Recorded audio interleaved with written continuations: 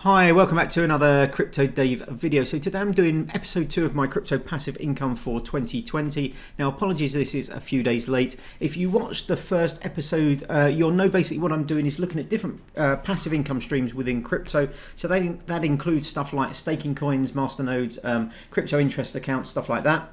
And I'm doing a 2 weekly update. So every 2 weeks I will do an update. So if you didn't watch the first episode, if you want to watch that, there'll be a link to it below. Thanks to everybody who left comments. Constructive criticism, always happy to receive it. If people have more ideas or suggestions before we move forward, or moving forward, please drop them in the comments below. I'd like to kind of have the I suppose the format locked down by the end of February, so within the next 2 kind of updates, just so that then going forward from that it's easy to compare the different updates, each one after the other, so we're not changing what we're tracking and stuff like that. But thanks very much for the comments, particularly stuff like I didn't have the number of coins in the staked ones here, so this is this first table is all staked coins. In the second one I hadn't put how much crypto I'd actually kind of invested in these interest accounts and stuff like that as well. I've also added in YouTube. I hadn't added in YouTube on the last video, but I've popped that in now, as well as kind of library as well. So starting off with the staking coins, mixture of coins here. Some of these we won't receive a lot of stakes, or we'll receive fairly infrequent stakes, Pivx and Energy being examples. Don't own a lot of those. With the case of Pivx and also NAV, I actually bought some of these coins quite a while ago, and I'm just hanging on to them. Hopefully during the next kind of bull run they will go back to what I bought them for, or even kind of higher, in which case I can probably get rid of some of these. Some of the other ones, I may just get rid of during the year when the price spikes. So Syndicate, I just found I think it was about 6,000 coins in an old wallet, so I thought I might as well add it into the experiment. And a few others. Metrix I might keep hold of, looking for a run up in price maybe during the next bull run. It stakes quite a lot, so if the price does increase a little bit, I'll probably look to get rid of those then. And then we have some coins which you don't require an open wallet, so most of these here, NAV, Syndicate, Metrix, Pivx, and Energy, or Helix as well, they're kind of old school staking coins, so you need a wallet, normally the core wallet, that's online all the time, unlocked for staking, whereas Icon and NeoGas, they're kind of cold staking coins, so Neo stakes gas, Icon stakes more Icon, but you don't need to do anything, you don't need an open wallet, you can just log in whenever you want and claim the coins that have accumulated since the last time you logged in. So having a look at these, we'll have the number of coins now going forward. There'll be the number of coins we've staked in that particular episode and the revenue from that, and then we'll have the total amounts for each as well. So $1.31 for NAV, $1.83 for Syndicate. That's quite decent compared considering the low price of Syndicate. 51 cents for NeoGas, $6.65 for Metrix, pretty decent. Nothing for Pivx, 78 cents for Helix, $3.84 for Icon, and nothing for Energy. So they're all staking coins. If we jump to the next table, I've added in some sort of like blank rows here as dividers. We might be adding some more things in as well, but we've now got a masternode. This is a Horizen securenode. It requires 42 coins, so that's the number of coins invested in it, and you get paid out weekly with this. So you get an amount accrued to your account or your kind of address or masternode every day, but it just gets paid out once a week. So we've received 2 payouts. I think this has been running for about 10 days, so 0.09 coins. They're quite high value coins, currently about $11.50, so that was worth $1.86. Total coins obviously the same because we only just added it. And then these 2 columns here are crypto interest accounts. So I've got a Blockfi account where you'll see here it says BTC. There's a reason why I didn't split these out into 2 different rows, one for BTC and one for Ethereum, is because I've actually chosen, this is something that's quite nice about Blockfi, you can choose the currency in which you want your interest paid out. So I've chosen to be paid out in Bitcoin for everything. So I've currently got 3 Bitcoin and 10 Ethereum in the platform. When we received our payout at the beginning of January, I just had 1 Bitcoin. So this will be substantially higher when we get our next payout in the next update. Now, the unfortunate thing about Blockfi, or the slightly annoying thing in terms of this video series, is that they pay out once a month. So they pay out at the beginning of the month, once, first or second normally, depending on what day the first of the month is. But what it does mean is that we're only going to be receiving our monthly interest from this every other episode. Because I'm doing these 2 weeks, basically it'll be every other episode, and then probably end of July and end of December we'll have one where we'll go 3 episodes between the payouts. They're slightly different to crypto.com. So you can see here I've got MCO, so this was their original token, which was Monaco. This is what they used to be called before they were crypto.com, and I bought 50 Monaco basically to lock in a crypto debit card, which was their one sort of service at the time. That was about 18 months ago.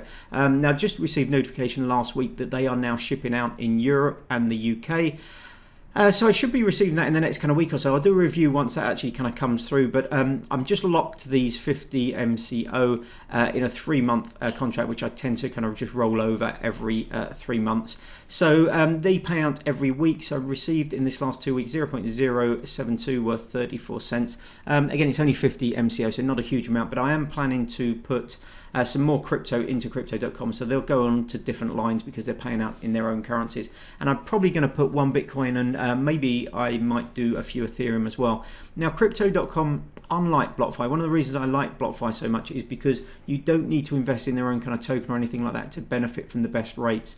You don't need to buy a token, you don't need anything like that. You just put your crypto in, everybody gets the same rates depending on the amount that you deposit. Whereas with crypto.com you will receive better interest rates if you hold their own tokens and you're actually staking their tokens, and that's the same for other kind of platforms as well. So I'm going to be doing more videos on different interest kind of platforms, so this section will kind of pad out as the year goes on. But yeah, I'm planning to add some stuff into crypto.com probably in the next 2 to 4 weeks. And then we've got here the last two here, which is sort of advertising really more than anything. So that's Library and YouTube. So basically whenever I post a YouTube video, it auto publishes to Library, and you can earn Library tokens not just by posting videos and people kind of watching them, but also just by watching videos, by referring people to the platform, various other means as well.